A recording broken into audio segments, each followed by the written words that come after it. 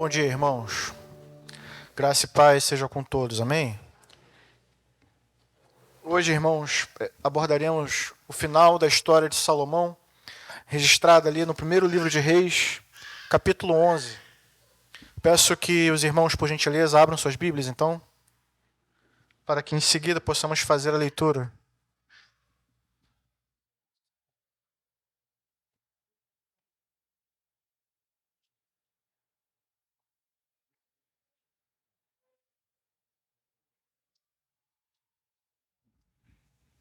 Primeiro livro de Reis, capítulo 11. Faremos a leitura a partir do verso de número 11. O tema da nossa mensagem hoje é justiça e juízo no reino. Peço que os irmãos prestem atenção. É uma leitura longa, mas necessária. Diz assim, 1 Reis 11, a partir do 11. Então o Senhor lhe disse: já que essa é a sua atitude e você não obedeceu à minha aliança e aos meus decretos, os quais ordenei a você, certamente tirarei de você o reino e o darei a um dos seus servos. No entanto, por amor a Davi, seu pai, não farei isso enquanto você viver. Eu tirarei da mão do seu filho, mas não tirarei dele o reino inteiro. Eu lhe darei uma tribo por amor de Davi, meu servo, e por amor de Jerusalém, a cidade que escolhi. Então, o Senhor levantou contra Salomão um adversário, o edomita Hadade, da linhagem real de Edom. Anteriormente, quando Davi estava lutando contra Edom, Joabe, o comandante do exército, que tinha ido para lá enterrar os mortos, exterminara todos os homens de Edom. Joabe e todo o exército israelita permaneceram lá por 6 meses, até matarem todos os edomitas. Mas Hadade, sendo ainda menino, fugiu para o Egito com alguns dos oficiais edomitas que tinha servido a seu pai. Partiram de Midian e foram a Parã. Lá reuniram alguns homens e foram ao Egito, até Faraó, o rei do Egito, que deu uma casa e terras a Hadade e lhe forneceu alimento. O Faraó acolheu bem a Hadade a ponto de dar-lhe em casamento uma irmã de sua própria mulher, a rainha Táfnis. A irmã de Táfnis deu um filho chamado Genubate, que fora criado por Táfnis no palácio real. Ali, Genubate viveu com os próprios filhos de Faraó. Enquanto estavam no Egito, Hadade soube que Davi tinha descansado com os seus antepassados e que Joabe, o comandante do exército, também estava morto. Então Hadade disse a Faraó: deixa-me voltar para minha terra. O que falta aqui para que você queira voltar para sua terra? Perguntou o Faraó. Nada me falta, respondeu Hadade, mas deixe-me ir. E Deus fez um outro adversário levantar-se contra Salomão, Rezon, filho de Eliada, que tinha fugido do seu senhor Hadadezer, rei de Zobar. Quando Davi destruiu o exército de Zobar, Rezon reuniu alguns homens e tornou-se o líder de um bando deles. Eles foram para Damasco, onde se instalaram e assumiram o controle. Rezon foi o adversário de Israel enquanto Salomão viveu e trouxe-lhe muitos problemas, além dos causados por Hadade. Assim Rezon governou a Síria e foi hostil a Israel. Também Jeroboão, filho de Nebate, rebelou-se contra o rei. Ele era um dos oficiais de Salomão, um efraimita de Zeredá, e a sua mãe era uma viúva chamada Zerua. Foi assim que ele se revoltou contra o rei. Salomão tinha construído um Milo e havia tapado a abertura do muro da cidade, de Davi, seu pai. Ora, Jeroboão era um homem capaz, e quando Salomão viu como ele fazia bem o seu trabalho, encarregou-o de todos os que faziam trabalho forçado, pertencentes à tribo de José. Naquela ocasião, Jeroboão saiu de Jerusalém, e Aías, o profeta de Siló, que estava usando uma capa nova, encontrou-se com ele no caminho. Os dois estavam sozinhos no campo, E aí segurou firme a capa que estava usando, rasgou-a em 12 pedaços e disse a Jeroboão: apanhe 10 pedaços para você. Pois assim diz o Senhor, o Deus de Israel: saiba que vou tirar o reino das mãos de Salomão e dar a você 10 tribos. Mas, por amor a meu servo Davi e a cidade de Jerusalém, a qual escolhi, dentre todas as tribos de Israel, ele terá uma tribo. Farei isso porque eles me abandonaram e adoraram Astatarote, a deusa dos Sidônios, Camus, deus dos Moabitas, e Moloque, o deus dos Amonitas. E não andaram nos meus caminhos, nem fizeram o que eu aprovo, nem obedeceram os meus decretos e as minhas ordenanças, como fez Davi, pai de Salomão. Mas não tirarei o reino todo das mãos de Salomão. Eu o fiz governante todos os dias de sua vida por amor ao meu servo Davi, a quem escolhi e que obedeceu aos meus mandamentos e aos meus decretos. Tirarei o reino das mãos do seu filho e darei 10 tribos a você. Darei uma tribo ao seu filho, a fim de que o meu servo Davi sempre tenha diante de mim um descendente no trono em Jerusalém, a cidade onde eu quis pôr o meu nome. Quanto a você, eu o farei reinar sobre tudo o que o seu coração desejar. Você será rei de Israel. Se você fizer tudo o que eu ordenar e andar nos meus caminhos, e fizer o que eu aprovo, obedecendo aos meus decretos e aos meus mandamentos, como fez o meu servo Davi, estarei com você. Edificarei para você uma dinastia, tão permanente quanto a que edifiquei para Davi, e darei Israel a você. Humilharei os descendentes de Davi por causa disso, mas não para sempre. Salomão tentou matar Jeroboão, mas ele fugiu para o Egito. Para o rei Sisaque, e lá permaneceu até a morte de Salomão. Os demais acontecimentos do reinado de Salomão, tudo o que fez e a sabedoria que teve, estão todos escritos nos registros históricos de Salomão. Salomão reinou 40 anos em Jerusalém, sobre todo o Israel. Então descansou com seus antepassados e foi sepultado na cidade de Davi, seu pai. E o seu filho Roboão foi o seu sucessor.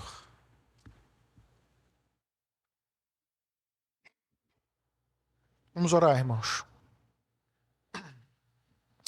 Senhor, Deus, Pai Todo-Poderoso, a Ti, ó Deus, que és Deus santo, justo, gracioso e misericordioso, viemos render nessa manhã graças por Tua graça, por Tua fidelidade. Graças, ó Deus, por tudo que o Senhor fez e tem feito por cada um de Seus filhos. Hoje, mais uma vez, meditamos em Sua palavra, certos de que o Senhor fala com os Seus filhos. Queremos, ó Deus, ouvir Tua voz, a voz do bom pastor, que certamente guia as suas ovelhas a pastos verdejantes e às águas tranquilas. Mas também o bom pastor, que cuida das suas ovelhas, muitas das vezes, com o seu cajado.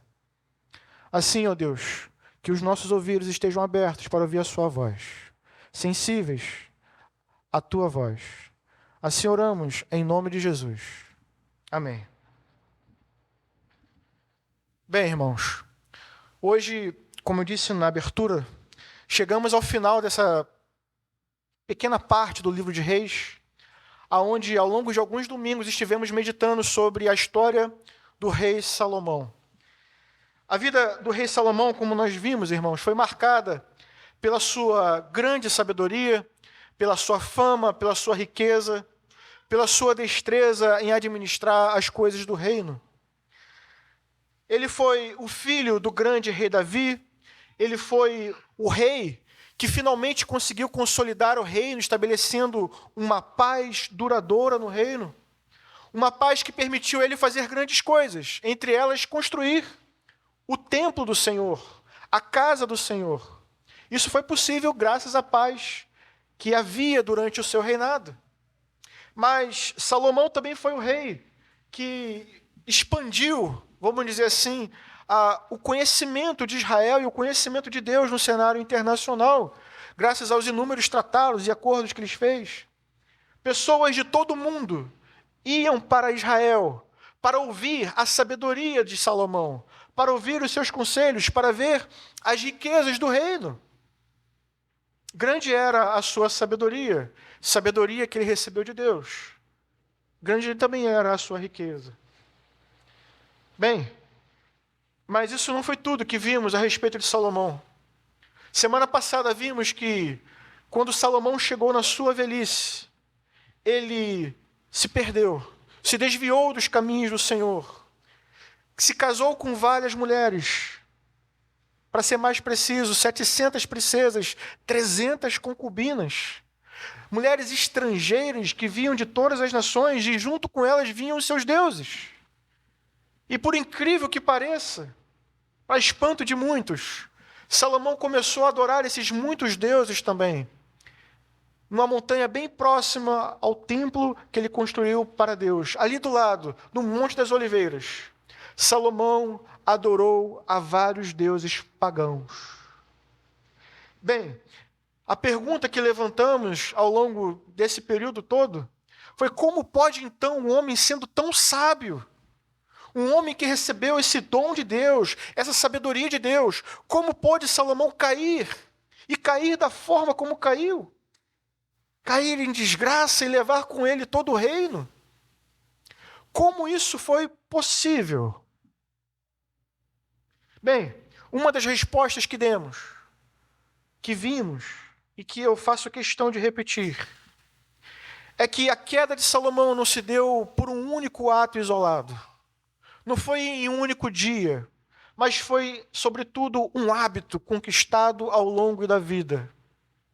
Vimos que concessão após concessão foi o que levou Salomão a cair do seu trono até o chão. Rimou. De concessão em concessão, Salomão caiu. Vimos vários exemplos disso. Vejam que no capítulo 3, Salomão ele tem uma única esposa estrangeira, uma egípcia, mas no capítulo 11 são 300 esposas, 300 esposas, 700 esposas e 300 concubinas.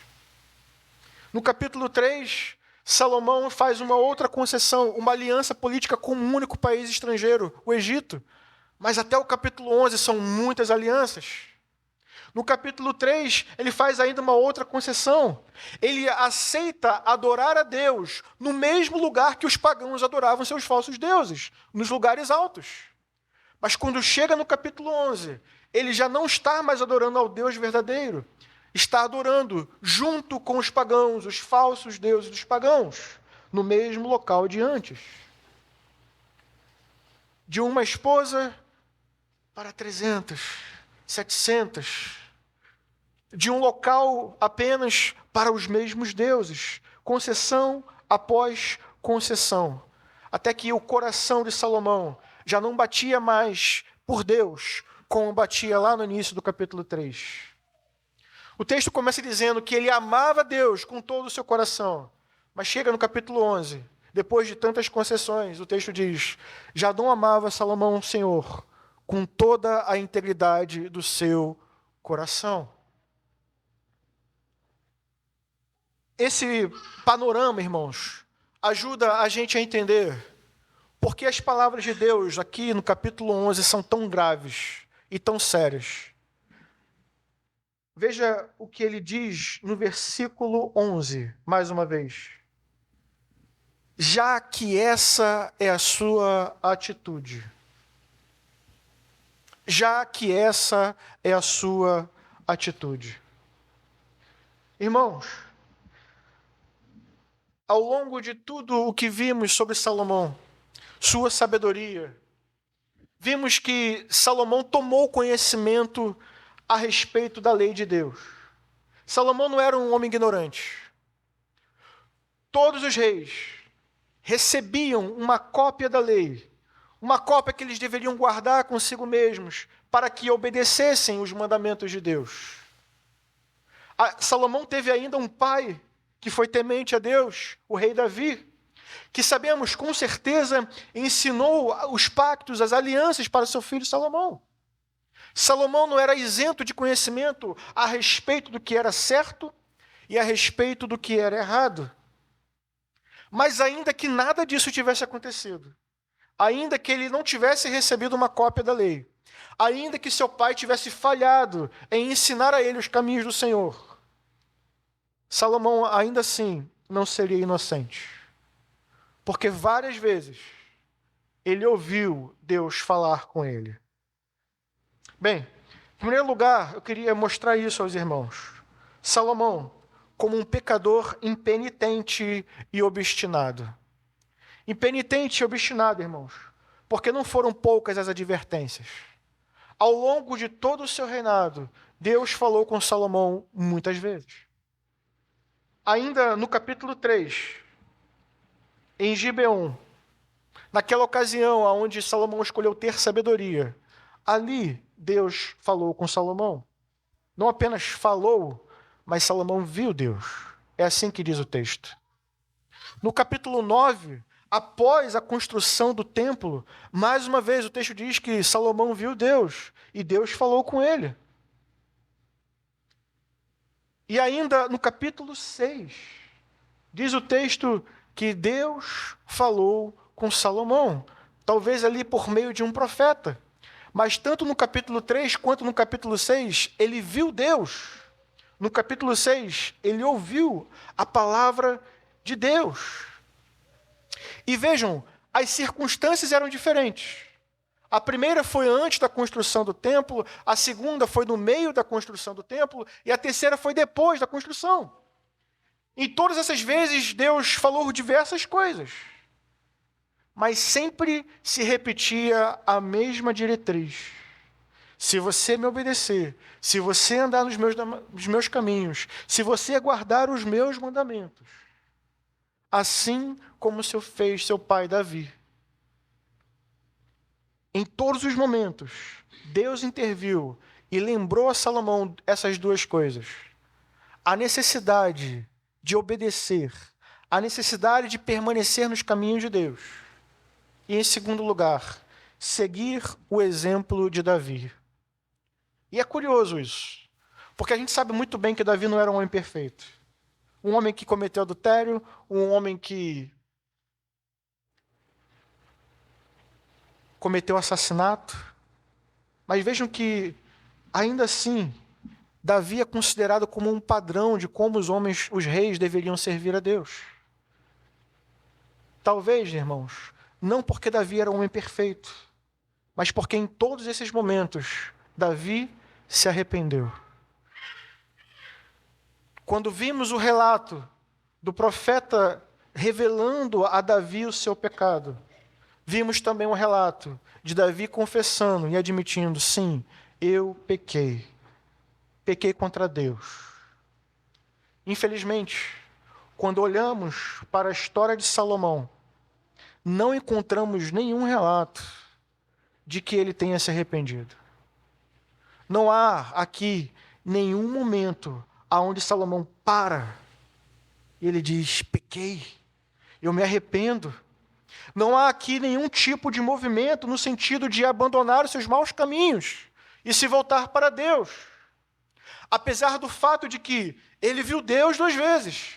Apesar do fato de que ele ouviu Deus falar, seja diretamente, seja por meio de um profeta. Ele ouviu e ainda assim, ao longo de toda a sua vida, decidiu viver obstinadamente em seu pecado. Vejam que o primeiro casamento com uma estrangeira pagã é no capítulo 3. No capítulo 11 temos muitas outras, mas vejam que isso foi acontecendo ao longo de toda uma vida. Ao longo de toda uma vida. Sem parar, sem se arrepender, sem abandonar os seus pecados. Bem, o texto continua então, e isso faz a gente entender por que a sentença de Deus é uma sentença justa, apesar de dura.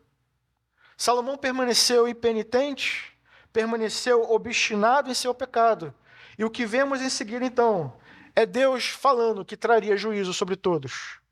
O juízo de Deus, irmãos, em segundo lugar, como um justo juiz, é apresentado de diversas formas. Em primeiro lugar, diz, a partir do versículo 11 ainda, versículo 11 ao versículo 13, que o reino de Salomão seria tirado dele, seria arrancado dele, seria rasgado de suas mãos. Mas vejam que essa sentença de juízo seria apenas após a morte de Salomão. Isso ainda não aconteceria enquanto Salomão estivesse vivo, apenas após a sua morte. A parte mais dura não era em vida ainda, mas após a sua morte. Mas vejam que ainda em vida, antes mesmo de morrer, Salomão já começaria a sentir resquícios da ira vindoura. E Deus faz isso a partir de 3 movimentos, irmãos. Basicamente um movimento. Ele retira a paz do reino. Se a paz foi fundamental para a prosperidade, se a paz tinha sido fundamental para que o reino expandisse, e o templo fosse construído, e o palácio, e muitas outras coisas fossem construídas, Deus retirou a paz do reino. E fez isso levantando alguns adversários. O versículo 14 diz que Deus levantou um adversário chamado Hadad. Hadad, irmãos, como diz o texto, era um edomita, um príncipe do rei do sul. O texto diz que Hadad foi um príncipe sobrevivente, irmãos, da época de Davi. Da época que Davi e Joabe faziam guerras. Ele sobreviveu. Estima-se que 20.000 homens edomitas tenham morrido naquela batalha. Mas Hadad sobreviveu, foi para o Egito, e como nós lemos, ele foi acolhido no Egito. Ele cresceu no Egito, se fortaleceu no Egito, casou com a cunhada do faraó. Seu filho foi criado como um príncipe dentro do palácio do faraó. Até que um dia ele decidiu ir embora para a sua terra. E ele pediu, deixa-me ir, deixa-me ir. E depois de insistir, finalmente, o faraó deixou Hadad ir. Ir para onde? Ir para a sua terra, irmãos. Ir fazer guerra contra Israel. Eu não sei se você captou a ideia aqui, mas existe muita semelhança entre a história de Hadad e a história de Moisés. Sobretudo, a história de Hadad é a história do povo de Deus, que também eram estrangeiros e foram para o Egito. De certa forma, ali foram acolhidos, na época ainda de José, ali foram alimentados, ali cresceram. Moisés se tornou um príncipe do Egito. Foi criado nos palácios de Faraó. Até um dia que ele disse, deixa-me ir. Deixa o povo ir. E depois de muita insistência também, Moisés saiu do Egito com o povo. E saíram para onde? Para a terra prometida. O que o texto parece apontar para a gente, irmãos, é que agora o cenário está mudando. Aquilo que no passado foi bênção, agora parece ser sinal de juízo. Moisés saiu do Egito para conduzir o povo em adoração no deserto. Deixa o meu povo ir para me adorar no deserto. Adorar a quem, irmãos? Ao Deus único e verdadeiro. Foi para isso que Moisés tirou o povo do Egito, para levar eles numa terra onde eles adorariam ao Deus único e verdadeiro. Mas não é isso que está acontecendo mais. E agora Deus levanta do Egito um povo que cresceu no Egito, foi sustentado no Egito, mas que agora está saindo do Egito para fazer guerra contra o povo de Deus. As coisas estavam mudando. O cenário estava mudando. Agora o que vinha do Egito não era um líder que guiaria o povo de Deus, mas um homem que seria como um juiz, trazendo juízo para o povo de Deus. Em segundo lugar, o texto nos fala ainda de um outro homem chamado Rezon. Rezon, irmãos, era de Damasco. um pouco ao norte de Israel. Agora a ameaça não vem do sul, vem do norte. E pasmem, ele também era um sobrevivente da época de Davi. Diz o texto que Rezon fazia algo muito semelhante a Davi. Ele era líder de um grupo de homens, de forasteiros, assim como foi Davi. E as suas guerras eram guerras de rapina, assim como Davi fazia na época do rei Saul. E agora, pasmem, esse homem, que foi um simples líder de um bando de criminosos, assim como Davi, se tornou rei do norte. Ele foi rei do reino da Síria, assim como Davi, na época do rei Saul. Dessa vez, a casa de Davi não estava atacando, mas sob ataque. Salomão faz o papel de Saul e Rezon o papel de Davi. Felipe Hack chama atenção para isso. Rezon não vem para estabelecer um reino segundo o coração de Deus, mas para fazer oposição a um rei que deixou de amar a Deus como deveria. Juízo, irmãos, de baixo e de cima, do norte e do sul.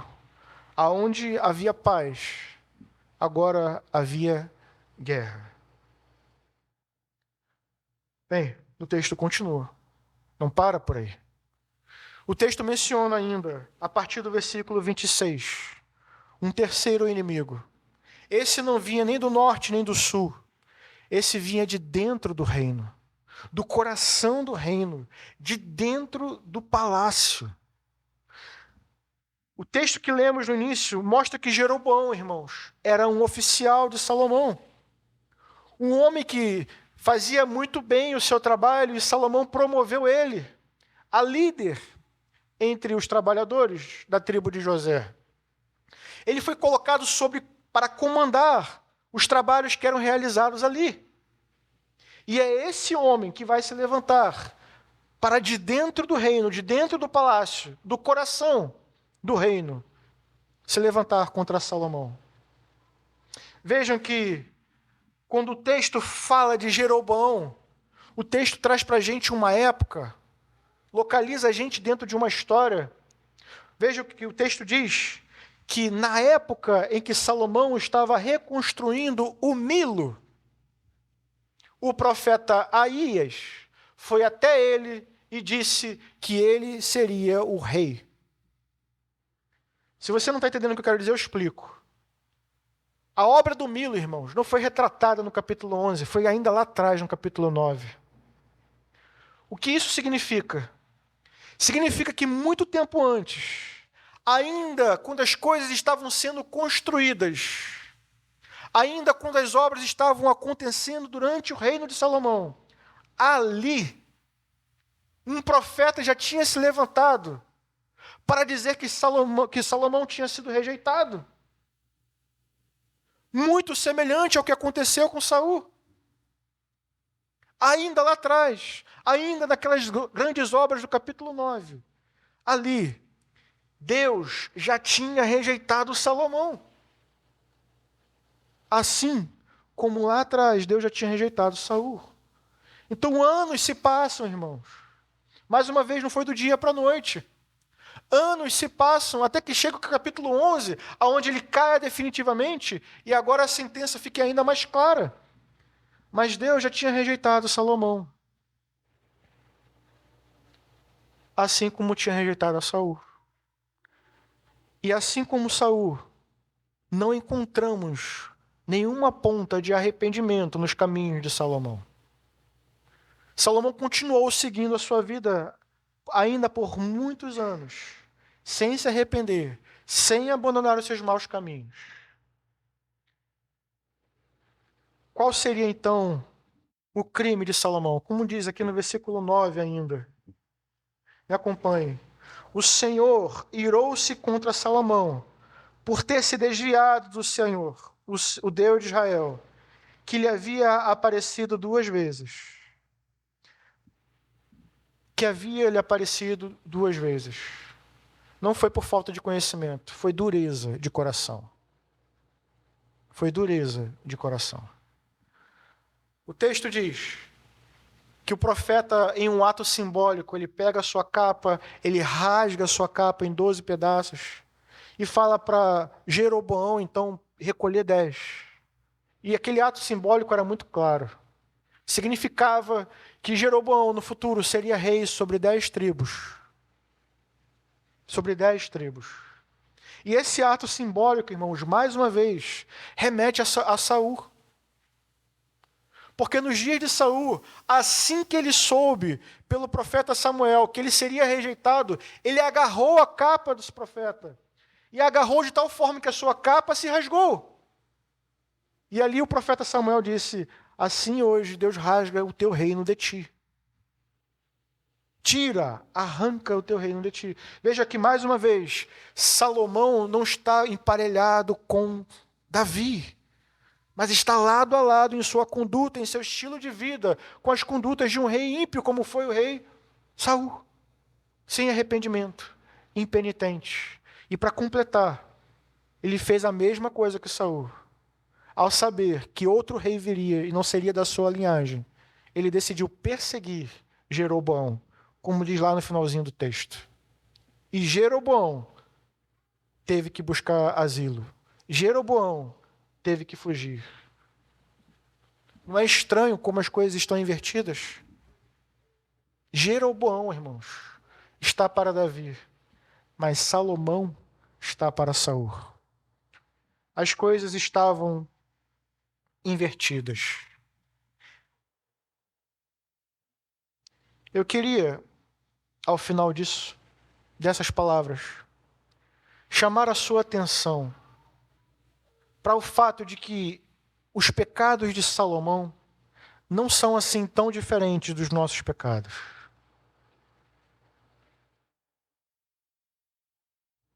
Eu queria chamar a sua atenção para o fato de que, assim como Salomão, muitas das vezes, nós agimos como ele, obstinados, rebeldes em nosso pecado, em nossa conduta. Assim como Salomão, eu e você sabemos muito bem o que Deus espera de nós. Sabemos muito bem o que é certo e o que é errado. Salomão não era inocente. Salomão tinha uma cópia da lei. Tinha ainda no seu reino os profetas. E tinha o próprio Deus falando com ele. A razão do seu pecado não foi desconhecimento, foi desobediência deliberada. Ele violou vários mandamentos de Deus ao longo de uma vida. E eu pergunto, será que assim também não somos nós ao longo de uma vida? Quantos pecados você já cometeu? Agora, há arrependimento no seu caminho? Ou você, assim como Salomão, segue obstinado em seu caminho, sem se arrepender? Vejam quantas orientações os irmãos têm escutado a partir da palavra de Deus, assim como Salomão ouviu da palavra de Deus. Ele ouviu diretamente de Deus, mas ouviu diretamente do profeta. Hoje temos a palavra de Deus revelada a nós, escrita, que chegou até nós. Temos pastores, temos irmãos que biblicamente buscam nos aconselhar, buscam nos orientar, buscam nos mostrar o caminho. E quando saímos, buscam nos trazer de volta ao caminho. Mas infelizmente, irmãos, às vezes o coração parece que está duro. O ouvido parece que não ouve, os olhos parecem que não veem. A pergunta é: até quando? Até quando seguiremos fazendo concessões? Até quando seguiremos endurecendo nossos ouvidos, nossos corações, apesar do fato de que Deus tem falado conosco todos os dias, em sua palavra, por meio dos nossos irmãos, por meio de outros servos? Mas, infelizmente, parece que às vezes agimos como Salomão. E a pergunta é: o que podemos esperar quando agimos assim? A única coisa que podemos esperar é a mesma coisa que veio sobre Salomão: justiça, juízo. de um Deus que é justo e santo. Sim, Deus é amor, mas Ele também é fogo consumidor. Ele é santo e, como Ele mesmo exige, nós devemos ser santos como Ele é santo. Mas, infelizmente, como disse o pastor Miguel outras vezes, queremos muito ser como Salomão, conquistar as coisas que Salomão conquistou. E às vezes imitamos até a sua conduta em relação ao pecado. Sem arrependimento, seguimos obstinados. O que podemos esperar, irmãos, a não ser juízo? Veja que o juízo que vem sobre Salomão, ele tem duas partes. Ele tem uma parte que é destinada à vida após a morte, consequências que aconteceriam apenas após a sua morte, mas mesmo em sua vida, algumas consequências já estavam acontecendo. A paz, tão essencial em seu reino, não existia. Será que ele não percebeu que estava sob juízo? Será que o povo não percebeu que o reino estava sob juízo? Perceberam. Mas como os mostram ainda outros profetas, o profeta Amós, por exemplo, o povo é perito nisso. Em estar sobre juízo, em estar sobre o castigo de Deus e seguir a vida como se nada tivesse acontecendo. Insensíveis às orientações que vêm da parte de Deus, mas também insensíveis à repreensão e ao castigo que vem de Deus. Vejam que o povo foi preciso que o povo parasse no cativeiro. Reis se levantaram, reis caíram, profetas se levantaram, dizendo: arrependam-se. Mas o povo seguiu obstinado em seu caminho, sem se arrepender. Obstinado em seu caminho, apesar de todos os castigos que Deus trouxe sobre o povo. Vejam, nós vimos isso. Salomão, no capítulo 10, ele faz uma oração para Deus e diz: olha, se o povo pecar, então se arrepender e orar voltado para esse templo, perdoa. Se eles forem levados para o exílio e se arrependerem, perdoa. Sabe qual é o problema? É que não vemos Salomão fazendo essa oração. Senhor, eu pequei. Perdoa-me. Traz-me de volta. Não há esse movimento em Salomão. Apesar de ele saber que estava vivendo sob o juízo de Deus. Bem, infelizmente, às vezes nós também estamos vivendo sob o juízo de Deus. Somos insensíveis. Às vezes os gafanhotos estão assolando as nossas reservas. Mas somos insensíveis. Às vezes a chuva que traz prosperidade parou cair. Mas somos insensíveis. Às vezes somos afligidos com chagas e doenças. Mas permanecemos insensíveis. Obstinados. Que Deus tenha misericórdia de nós, irmãos. Como diz a Escritura, se hoje você ouvir a voz do Senhor teu Deus, não endureça o teu coração. Não seja insensível, arrependa-se. Volte-se para Deus. Abandone os seus maus caminhos. O texto caminha mostrando que Salomão, experimentou o juízo, não se arrependeu. Deus, de maneira santa e justa, trouxe juízo para o presente e no porvir. Não subestime isso. Não subestime isso. Infelizmente, muitos entre nós transformam a graça em algo barato. Decidem viver em pecado, sem se esquecer de que lá no céu, acima, muito acima do trono de Salomão, existe o trono de Deus.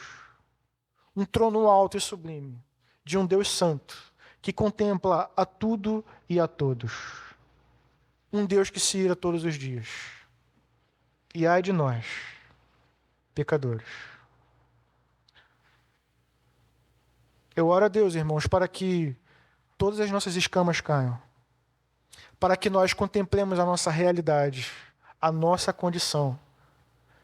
E então, clamamos a Deus como Davi fez: Senhor, lava-me. Lava-me e serei puro. Perdoa os meus pecados, pois pequei contra ti.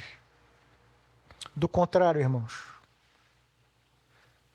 todos os pecadores impenitentes, todos os que não se arrependem, experimentam juízo nessa vida, mas também após a morte.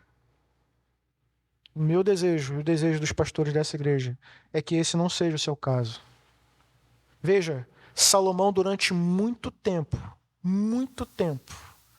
conseguiu preservar a imagem de um rei fiel. Conseguiu preservar a imagem de um rei temente a Deus. Pessoas de todo mundo continuavam ouvindo a sua sabedoria, mas lá no íntimo, seu coração não amava mais a Deus como antes. Essa é uma advertência para todos nós. Que não sejamos adoradores na aparência. Que não sejamos servos de Deus, fiéis apenas na aparência. Mas que, se pecarmos, Deus possa ver em nós homens e mulheres arrependidos. Homens e mulheres que verdadeiramente abandonam seus maus caminhos. Do contrário, juízo, aqui e no porvir.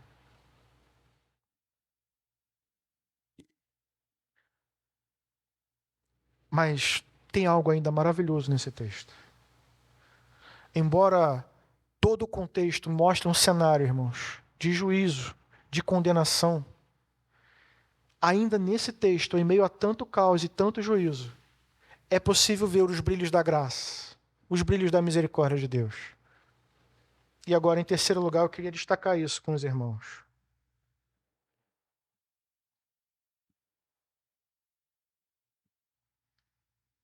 Versículo 32, me acompanha. O texto diz assim: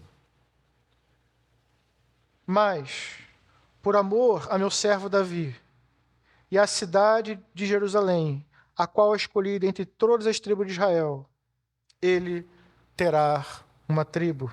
Versículo 34. Mas não tirarei o reino todo das mãos de Salomão. Eu fiz governante todos os dias de sua vida, por amor a meu servo Davi, a quem escolhi, e que obedeceu aos meus mandamentos e aos meus decretos. Versículo 36. Darei uma tribo a seu filho, a fim de que o meu servo Davi sempre tenha diante de mim um descendente no trono em Jerusalém, a cidade onde eu quis pôr o meu nome. Vocês conseguem ver a graça, a misericórdia, a fidelidade de Deus? Porque vejam, apesar dos pecados de Salomão, a descendência de Salomão ainda permaneceria com uma tribo. Apesar dos pecados de Salomão, Salomão permaneceria no poder até o dia de sua morte. Apesar dos pecados de Salomão, haveria para sempre um descendente de Davi no trono. A descendência de Davi não seria afligida para sempre, como diz o versículo 39. Então vejam, sim, Deus trouxe juízo. Afinal de contas, o pecado tinha sido cometido, a lei tinha sido transgredida. Mas ainda assim, Deus agiu com graça e misericórdia. Eu pergunto a você, por que ainda permaneceria uma tribo? Por que não foram todos dizimados de uma vez? Por que somente após a morte de Salomão e não ainda em sua vida? Por que Deus ainda faria permanecer para sempre um descendente de Davi no trono? Por que a descendência de Davi não seria para sempre afligida, mas apenas por um período determinado? O texto responde dizendo simplesmente isso: por amor a Davi. Por amor a Davi. E isso é espantoso, irmãos. Especialmente porque eu e você conhecemos a história de Davi. Mais uma vez, um pecador como nós somos. Um homem que cometeu adultério, um homem que foi omisso em muitos sentidos, tanto como pai como rei. Um homem que foi cabeça pensante de um assassinato, onde muitos outros acabaram morrendo. Mas ainda assim, Deus diz, por amor a Davi, um homem imperfeito. Um homem imperfeito. Bem, para que você entenda o significado dessa consolação, você precisa lembrar para quem esse livro foi escrito, primeiramente. O livro dos Reis, irmãos, foi escrito para o povo que estava no cativeiro babilônico. Para eles, nada disso aqui era uma possibilidade, tudo era fato, tudo já tinha acontecido. Será que o reino realmente será dividido? Não, eles sabem, o reino foi dividido. E os reis que vieram depois não foram bons reis. As tribos do norte foram para o cativeiro sírio, nunca voltaram. O reino do sul foi levado para o cativeiro babilônico, permaneceu lá por anos. Agora eles estão no cativeiro porque permaneceram em desobediência, apesar dos profetas que se levantaram, estão no cativeiro. E a pergunta é, haverá misericórdia para nós? Haverá graça para nós? Ele nos levará de volta? Ou permaneceremos aqui para sempre? Então esse livro chegou à mão deles, com os relatos dos antigos, dizendo, olha, apesar dos pecados de Salomão, apesar dos pecados de todos os reis que vieram depois, apesar dos seus pecados obstinados, por amor a Davi, não será para sempre. Por amor a Davi, esse rei permanecerá, o reino permanecerá, sempre haverá um descendente de Davi no trono. Por amor a Davi, irmãos, um homem imperfeito como nós. E de fato, passou o tempo, eles voltaram para a terra, e veio um rei, que não apenas está assentado, mas permanecerá para todo sempre. Eu sei, sabemos, estamos falando de Jesus Cristo, nosso Senhor. E frequentemente falamos aqui que Jesus é maior do que Salomão, porque foi o próprio Jesus que disse isso. Aqui está alguém maior do que Salomão. Mas vejam, aqui também está alguém que é maior do que Davi. Se Deus, por amor a Davi, fez o que fez, preservou o seu povo, preservou um remanescente, Deus, por amor a Cristo, por tudo que Ele fez, um rei justo, perfeito, que foi fiel até o fim, o que não fará o Senhor, então? Certamente a igreja, ainda que fraca, ainda que pecadora, será redimida no fim. Temos essa viva esperança. Se foi assim por amor a Davi, maior ainda por este grande filho de Davi, Jesus, nosso Senhor. Eu caminho para o fim, irmãos, com essa ponta de esperança. Uma esperança viva e verdadeira. Uma esperança viva e eficaz, não fundamentada nos méritos do povo, não fundamentada nos méritos da igreja, não fundamentada nos méritos dos reis, tampouco dos pastores, mas fundamentada naquele que é maior, o rei maior, o pastor dos pastores, Jesus Cristo. Por amor a Davi, Deus fez grandes coisas, preservou um povo. Graças ao grande amor e devoção de Cristo, sabemos que a igreja também será preservada no fim.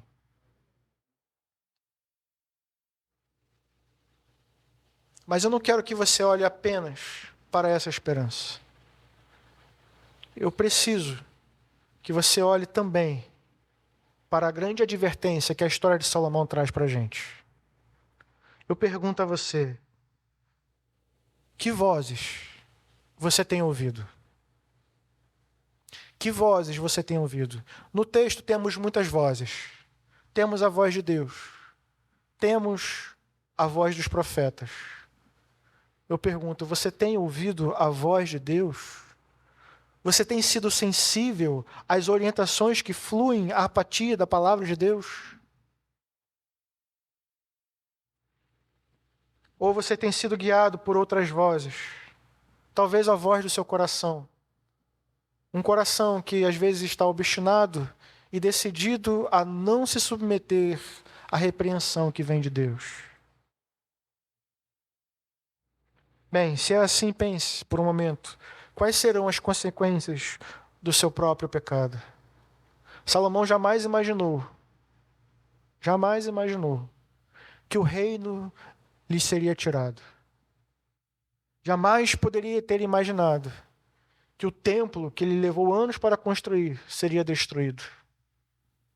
Jamais poderia ter imaginado que o povo seria levado para o cativeiro. Não subestime, meu irmão. Não subestime a ira de Deus. Mas antes disso, se submeta, arrependa-se e achará misericórdia. Cuidado, irmãos, com a insensibilidade. Veja que Salomão ele percorre um caminho, não é do dia para a noite. São concessões. Eu não vou hoje à igreja. Eu não vou semana que vem. Tem um casamento hoje. Tem um trabalho semana que vem. Tem um lazer depois. Tem uma viagem em seguida. Concessões após concessões. Até que o seu coração não bata mais como batia antes. É apenas uma olhada no Instagram. É apenas uma foto. É apenas um vídeo. É apenas uma imagem.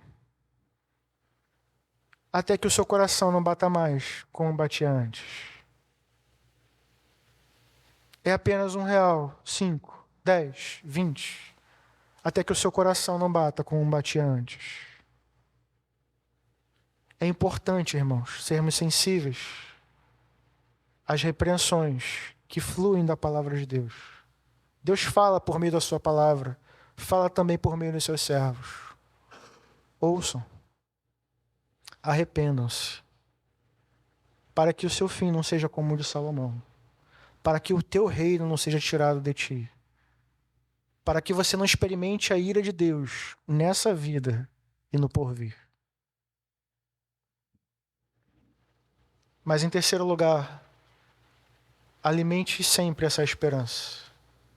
Se você pecou, não olhe apenas para o seu pecado, não mergulhe em angústia por causa do seu pecado.